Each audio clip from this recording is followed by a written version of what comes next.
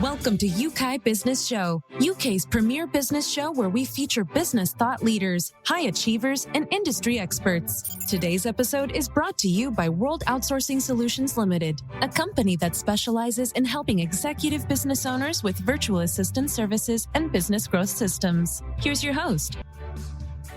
Hello, everyone, and welcome to the show. Thanks for joining us.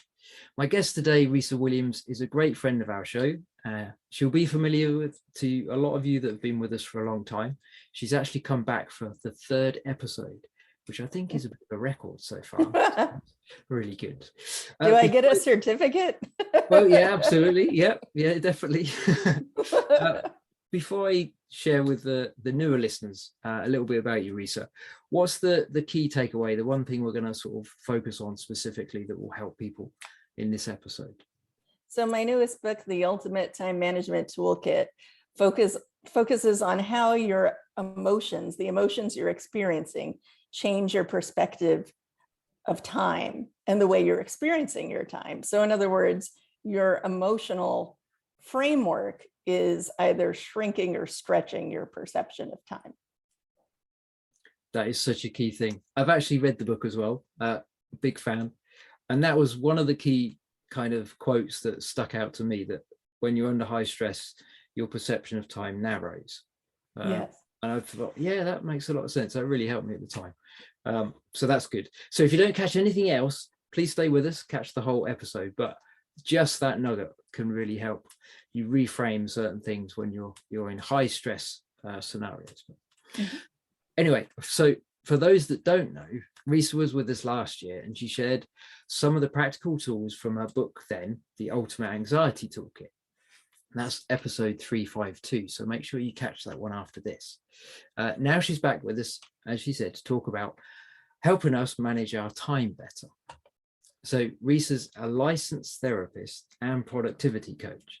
She specializes in anxiety management and time management as well. She's written several books. She's a professor and a wellness writer, and she's starting a podcast that's called The Motivation Mindset. So she's a very busy person helping lots of different people, and she's taken time out of her schedule to chat with us. So we're really pleased that you're with us. Thanks for joining us, Risa. Thanks so much for having me. I always enjoy talking to you. We always have such fun in Absolutely. Our conversations. Yes, I always learn a lot from you, which is really good. And then that ripples down to the clients that I help as well. So it's a win-win all round. And hopefully everybody listening really going to enjoy this episode as well. We all kind of struggle to some extent with managing time, don't we? I think there's different pressures that happen. Yeah, we have a lot on our plate these days with everything coming at us, multiple responsibilities, information overload. So I think I started writing this for adults with ADHD because that is a population I work with. Yeah. But what I found was that the executive functioning tools really apply to everyone. There isn't anyone out there that doesn't struggle sometimes with these types of things, like prioritizing your schedule, organizing your time. It's really something that everybody these days needs help with to a certain degree. Yeah. People within sort of chronic stress, high pressure jobs as well. Just maybe let's jump back slightly, because as we were chatting beforehand, your path has been interesting that's got you to this point. Started off as a ballet dancer, now you're a clinical psychotherapist.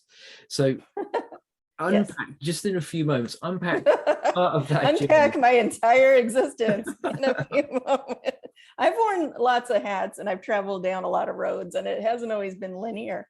But I started out in the performing arts. I studied ballet. I actually studied in London briefly, but also with the New York City Ballet School, Pennsylvania Ballet, and I was pretty competitive in my ballet pursuits. And what that gave me was a strong willpower and determination and a sense of discipline. And I think as far as time management, it really helped me because you work so hard as a dancer. Dancers are some of the hardest working people. And it taught me how to be extremely focused when I need to. It also, gave me some things that weren't as positive in terms of it made me very hard on myself, and it made my self-talk very, negative in certain areas. So I've had to learn to take that and fix it. But I think the positives it gave me were definitely related to time management to a certain extent and discipline. Yeah.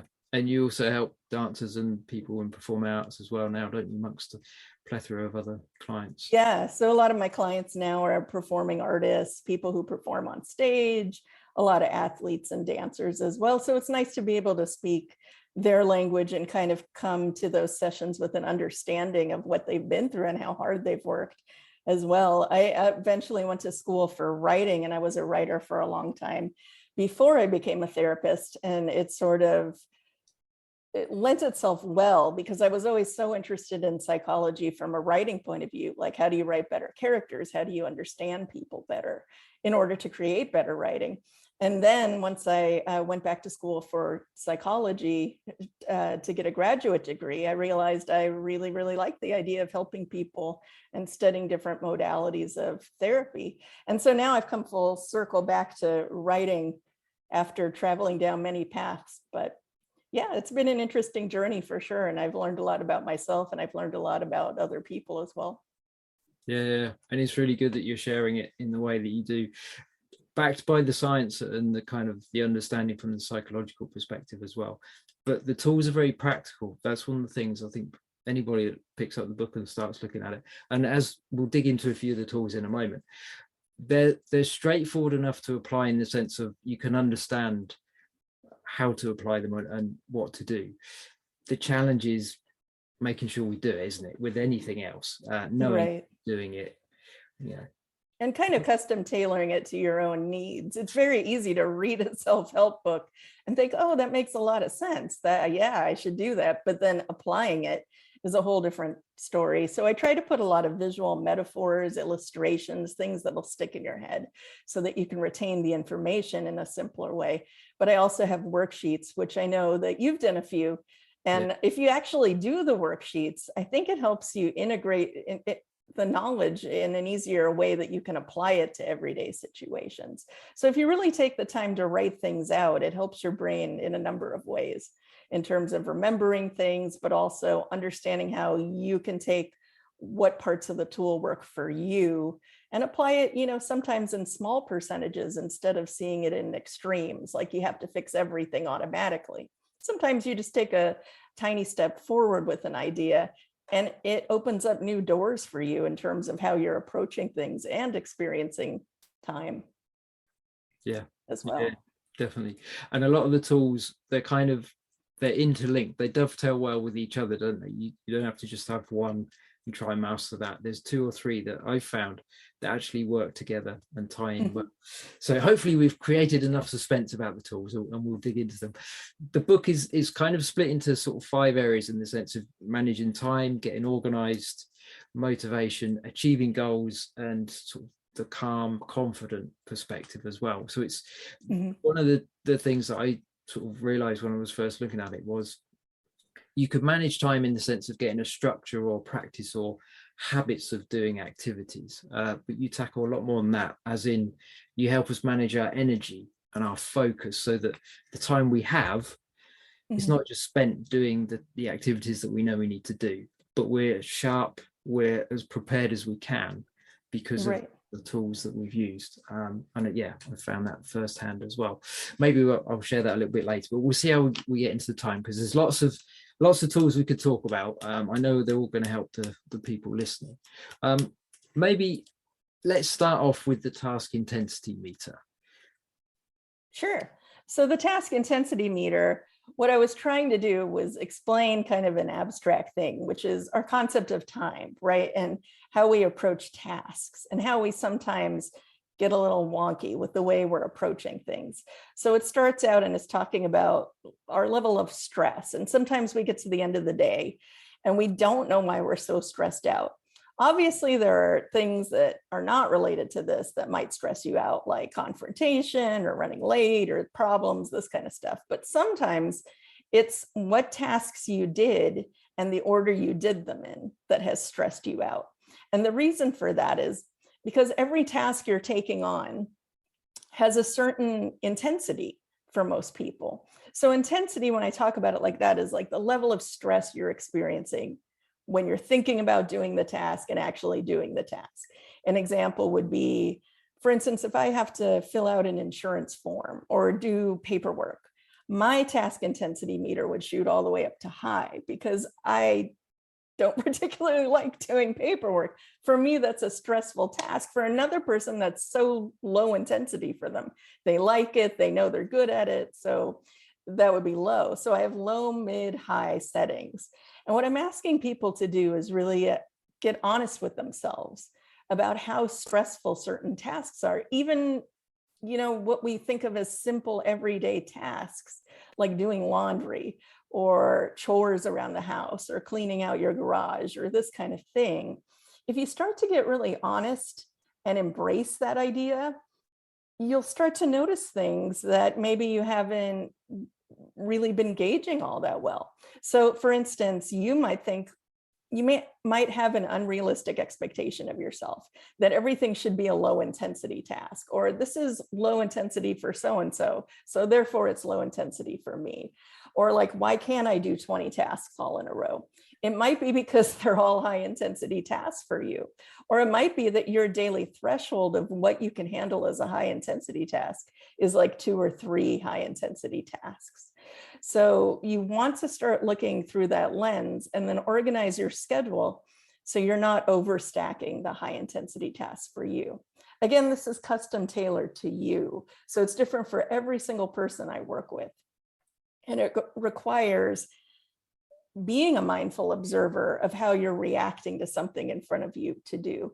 But it also kind of explains why we procrastinate certain things over others. And if we really look at that through this lens, we can start to kind of predict how we're going to act in the future when we get assigned tasks that we have to do, if that makes sense. Yeah. I was just thinking as well, like take one step out of your current scenario as well, for people that are leading teams as well. Not everybody is going to do the same tasks to the same intensity, or it won't feel the same intensity to them as it is to you, partly because of the way we're wired. Some people are very good with structure, detail, organization. Other people, their giftings and strengths are in different parts, and they find it very difficult to do structure and lots of sort of sequential activities.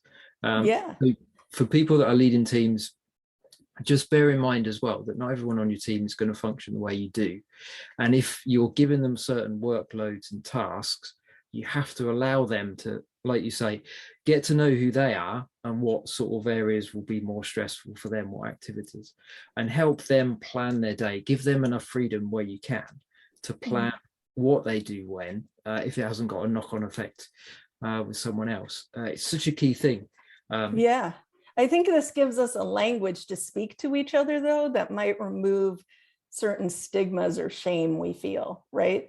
If I say this is a high intensity task and someone else is saying, well, it's a low intensity task, it's giving us a language we can speak. So when you're talking about a team of people and managing a team, it gives us an idea of, oh, I never thought having this many meetings in a row would be high intensity for so-and-so. But it is for so many people. Meetings are high intensity, right?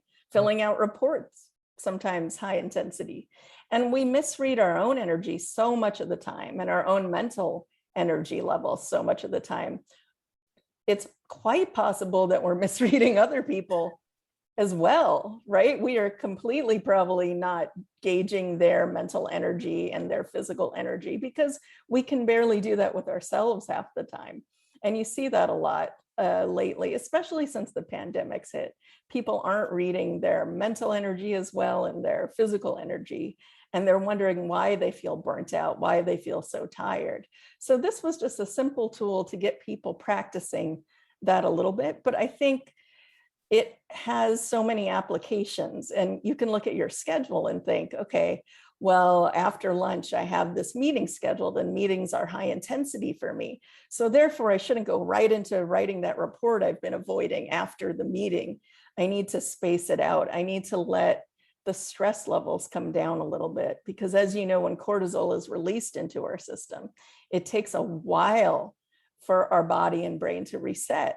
So when you've experienced something that feels stressful to you, you need to give yourself buffers to recalibrate so that your mental energy can re-engage and focus.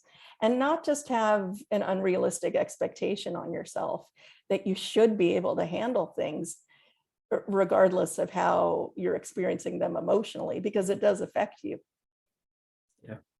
Yeah, absolutely.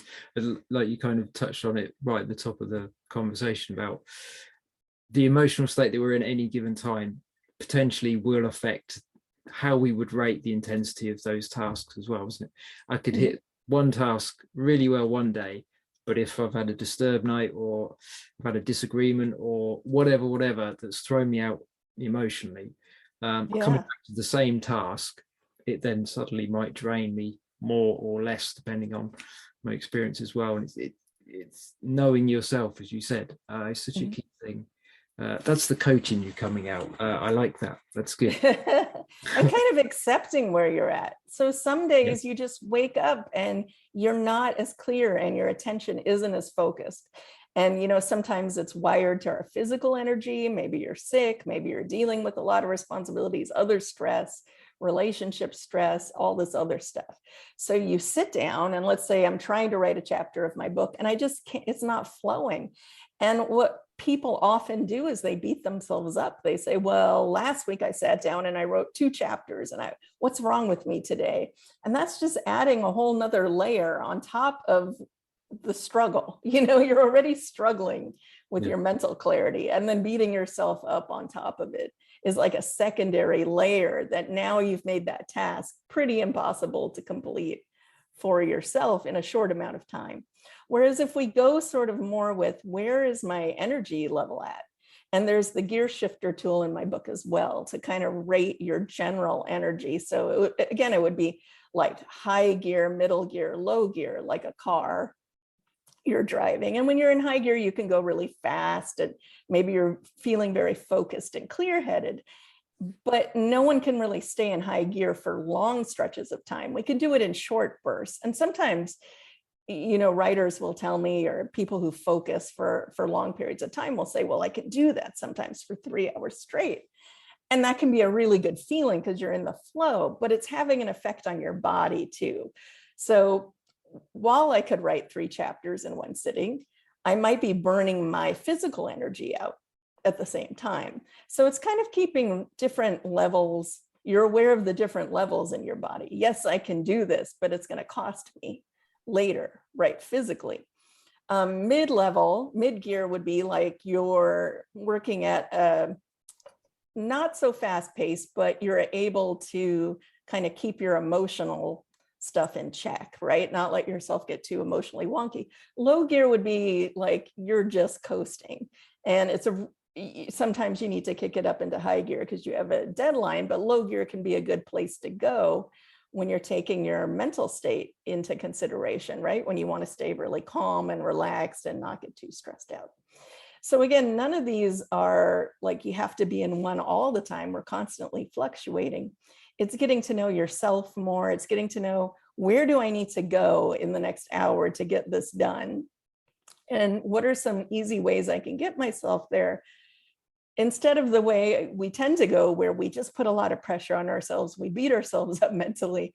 And then we also expect ourselves to be in high gear, hyper-focused, hyper-productive all the time, which is completely unrealistic to expect this of ourselves, of our teams, of our coworkers or our partners as well. Yeah. Not all tasks are equal, are they? Yeah, really exactly. Yeah, no, that's really good. That's really helpful as well. So kind of linked to that as well, you mentioned time buffers. That's another tool, isn't it? I think they're really useful. I've certainly benefited from being more consciously aware of putting them in my routine as well.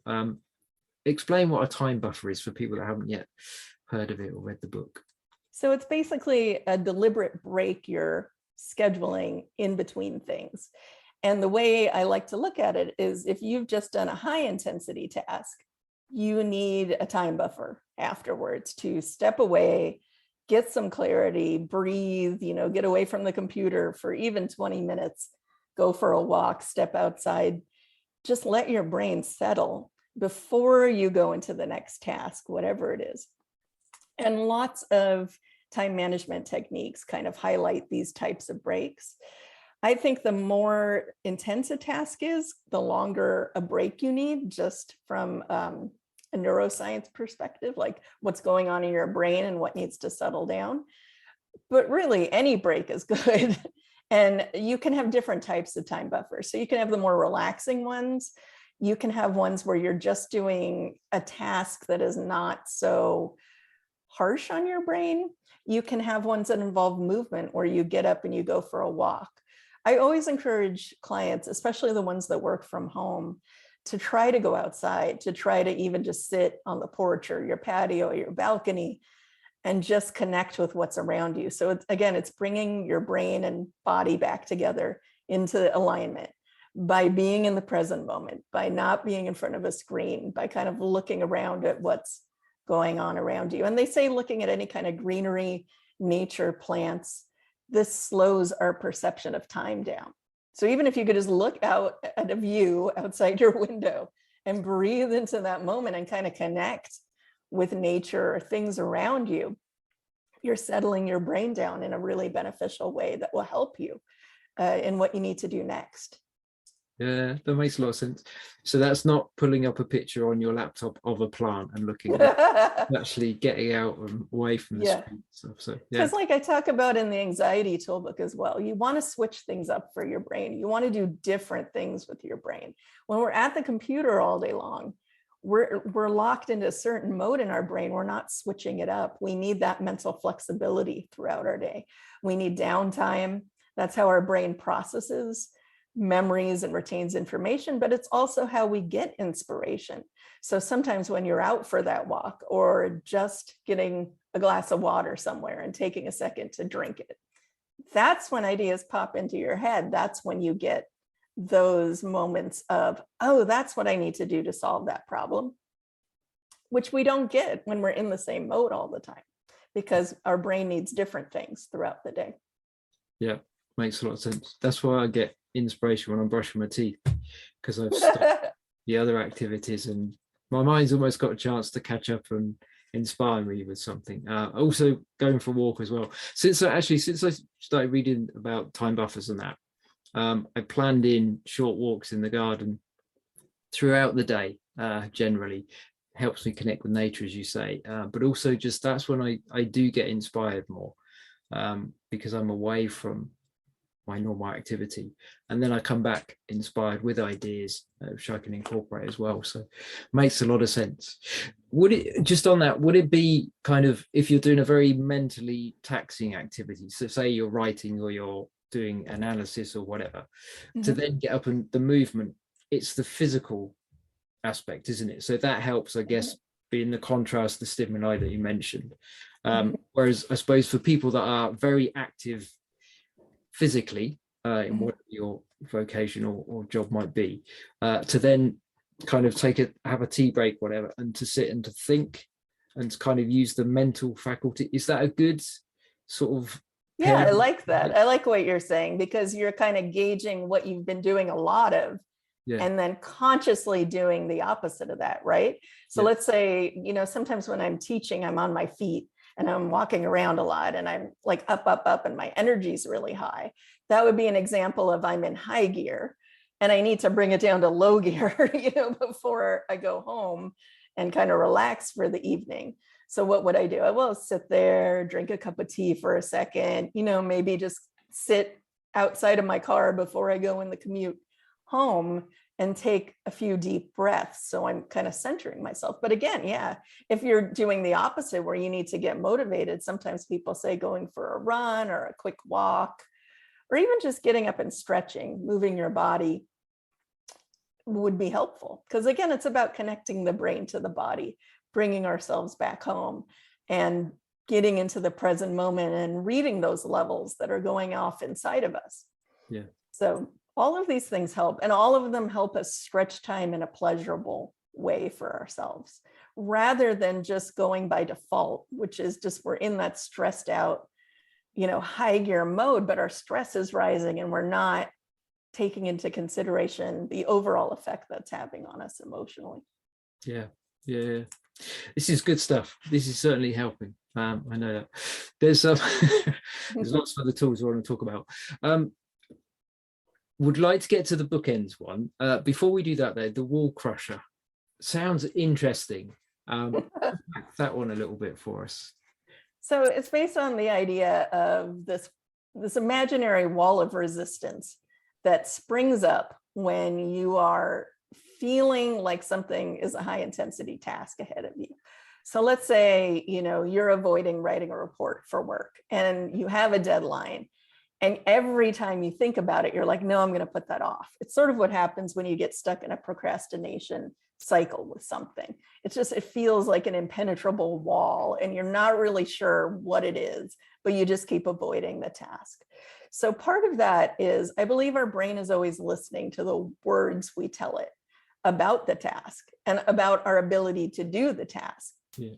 And there's a lot of neuroscience studies that back this up, in that the way we talk to ourselves about something we have to do directly correlates to us doing it, first of all, and us feeling motivated to do it and our levels of confidence to complete it. So an example of that is, if you're saying, this is the worst task ever, it's a nightmare, I hate it so much, I hate writing reports, it's the worst, it's killing me. All these things are very dramatic, negative things that we're saying, and sometimes we're saying it for comedic effect inside our heads or, whatever, but our brain is just hearing stress. Our brain is like task equals stress. Yeah. So we need to learn to control what we're saying about the task. Like, this is an unpleasant task I have to do, but if I take it one step at a time, I'll get there. Or I know I can figure it out in tiny chunks. Or if looking at this task scares me, I'm going to break it down into something so easy that I can move forward. These are easier ways to talk to yourself about something you don't want to do. Or you could say, writing reports has not been pleasant in the past. Maybe I can approach this one differently from a calmer state of mind, all these things. But again, it's also how you're talking to yourself about yourself. So a lot of times when clients will have a huge amount of resistance to a task, it's because the words they're telling themselves about completing it's engaging their inner critic a lot. They're saying things like, I never finish tasks like these. I'm terrible at doing this. I'm the worst ever at writing this report. I'm so bad. My supervisor's going to hate it. Again, this is like adding the resistance. So imagine it's a wall and it's just building itself up brick by brick. The more I don't know how to do this, I'm terrible at this. It's just getting bigger and bigger. The way to break it down, the wall crushing part, is to start engaging your motivational self-talk a little more. And sometimes just saying that, people have a reaction like, oh, I can't just tell myself I'm so great. It's introducing little things I call micro thoughts, which are like gentle thoughts that you don't necessarily have to tell yourself how great you are, but you do have to be a little more soothing in the way you're talking to yourself. So some obvious ones from the books are like, I'm figuring it out. I'm just going to take it at my own pace. I'm going to move step by step. And each step I take, I'm going forward a little bit. And so I'll get there in time. These are gentle things you might say to another person.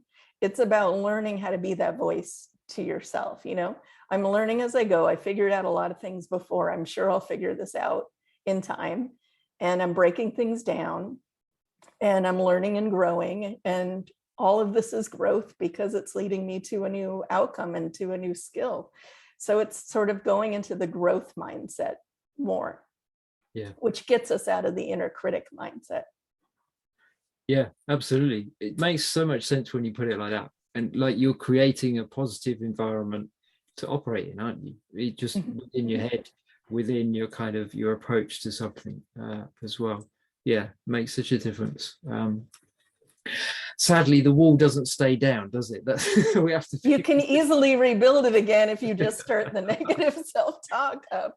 Unfortunately, and this goes back to sort of my background in dance or working with athletes. Athletes are taught this, coaches, good coaches, athletic coaches, if you think about a basketball coach or somebody who's extremely inspiring and motivating. It's like, you got this, get back up, keep going, you can do it. Let's go, right? Those are the things they're saying from the sidelines. And a terrible coach is telling you, you screwed it all up. You ruined it for the whole team, right? Like, those kinds of things are not going to motivate a person. What motivates a person is that keep going. You've got this, take it slow. You're going to get there.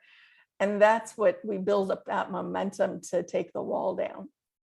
But you get better and better at it, and you get better at seeing yourself build the wall and catching it before the wall gets too big. So I think that's the trick, is like, it doesn't happen instantly, but the more you practice and catch yourself saying things like, oh, I don't want to do that, that's the worst. You're like, wait a minute. Like, let's not take that idea too far. Let's walk it back a little. Yeah. That's where the growth comes in. That's where you're changing things in small percentages. And eventually it kind of clicks more automatically for you. Yeah. The dialogue changes, the inner dialogue changes, doesn't it, over a period of time, if you stay with it. Yeah. And we can also be the positive kind of coach, inspirer to other people as well. When we see other people that are struggling or procrastinating or whatever, we can help. It's still, we listen to ourselves more than we hear anybody else, don't we? But just, we can also come in and help, our team members or whatever, with a bit of encouragement. So yeah, it's not so bad. Yeah, you've done that before. You're right. A lot of the time we're our worst enemy, because we're more critical of ourselves than maybe we would be of other people. Yeah, and as I like to say, anxiety always convinces you that you have no idea what you're doing and you can't figure it out, and it's going to be a disaster. And so if you see someone in that cycle, often what you're just witnessing is their own anxiety. And you have to remind them sometimes, hey, you've figured out so many things before. Pretty much every day you're figuring things out. And of course you're going to figure this out too. And sometimes that's just the little bit of boost somebody needs to get themselves back in that mindset again. But often that's what anxiety sounds like when it talks to us, for sure. It's really good. Really good. We're going to stretch this episode slightly, just because I wanted to touch on the bookends briefly, because I think it dovetails in well with how to crush the wall as well, from the sort of first thing in the morning. Briefly, tell us a little bit about the bookends. So the day bookends tool is the idea that is very helpful for a lot of people to have a morning ritual they do and a nighttime ritual they do. And these are like self-care rituals that you can work out for yourself, but I give some examples in the book.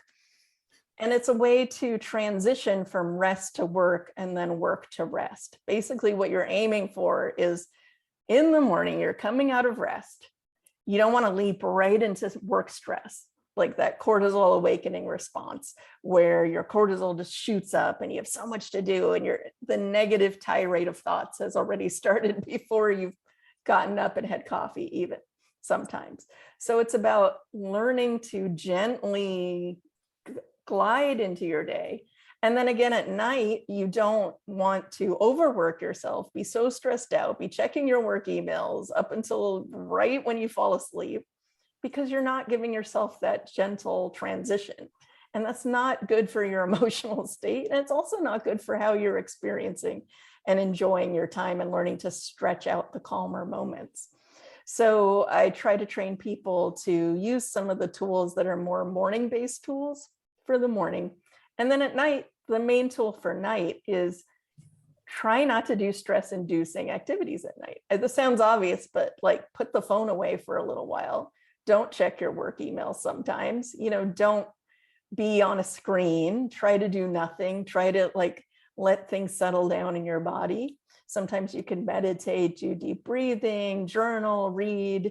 Again, it's custom tailored to you, what you find relaxing, but you're consciously and deliberately doing it as a ritual and a routine, instead of just thinking, oh yeah, I should read more. And you're not reading, you're just on Twitter all night long, doom scrolling, or doing these things and then expecting yourself to sleep and sleep well. We have to manually switch gears in this way, especially in this day and age where everything is on our phones and everything is demanding our attention all the time. We have to deliberately shift ourselves into these states and make it a fun thing for yourself to do that you start to look forward to doing at night, because it's going to have a good outcome the next day on your mindset when you wake up. Yeah, absolutely. This is so practical. It's really helpful. Thank you for all that you're sharing. I'd love to dig into the book more. But for everybody listening, definitely get a copy of the book. Available anywhere and everywhere, I'm guessing. Yes, it's available worldwide. You can buy it on Amazon, Barnes and Noble. You can go to my website, risawilliams.com. I'm also launching a podcast called the Motivation Mindset Podcast, which discusses tools from the book and features experts talking about their favorite tools from other books as well. And I'm also going to have people trying out the tools as experiments as some of the episodes. So it should be fun. Wow. Yeah. No, absolutely. And this is book 2 of a trilogy, isn't it? Tell us a little bit about the next one. The next one is called the Ultimate Self-Esteem Toolkit, and it comes out in March of next year. And that one will be tackling confidence issues and self-esteem and how we can have greater self-compassion for ourselves, which I think is so important in these times. So many people are struggling with all these things, with time management, self-esteem, and anxiety. So I was trying to tackle those in a practical way that people can apply to their everyday life situations. Brilliant. Yeah, just gets better, doesn't it? First bring out the anxiety toolkit, now the management one, and then the self-esteem. It's going to be really good. Thank you. I like the aspect of their tools. So some of them you're going to use more often, but if you've got them all in your toolkit, they're there for when you want to pick them up and actually when you need to use them. It's really a good way of doing it. I think it's a really good kind of different perspective about time management.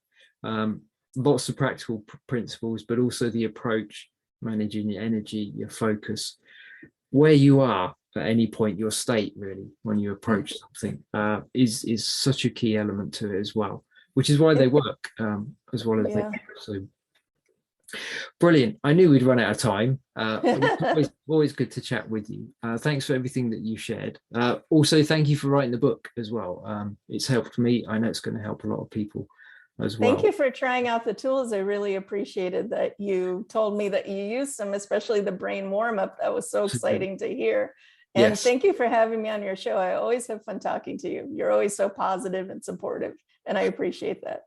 Thank you. No, it's good. Yeah, no, we have fun. For everybody listening, we didn't touch on the brain warm-up one. I won't tell you about it now. Get the book, try out yourself. I found it really beneficial. Really have. Yeah, every day I use that one to sharpen my focus before I start tasks. So it's really good. Right, let's wrap it up for now. Don't forget to catch Risa's other episode as well. Scroll back through the shows, catch that one. She's talking about the anxiety toolkit as well. Grab a copy of the book and head to risawilliams.com. That was the website, wasn't it? Best way to touch base with you. And the books are at the ultimatetoolkitbooks.com, but you can also find them on Amazon as well. Perfect. Yeah, sounds good. We should definitely get Amazon to sponsor us. Need to talk to Jeff about that, I think. Yeah, get on that, Trevor. Definitely. Yeah. It's a good one. So thanks again. And for everybody joining us, just one or two of the tools that we've shared just in the time we've had together, you can start putting them into practice straight away.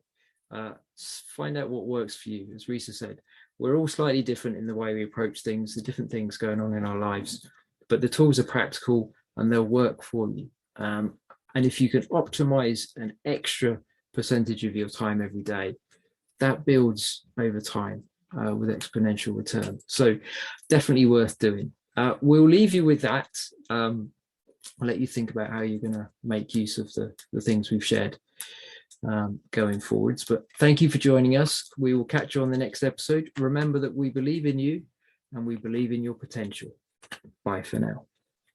Thank you for listening to UK Business Show. We will be back to bring you more episodes with success stories and advice straight from the experts. Want more? Check out www.ukbusinessshow.com. Get your free trial of our virtual assistant service today. Just visit www.worldoutsourcingsolutions.com. Quote WOS18 or send us an email at support@worldoutsourcingsolutions.com.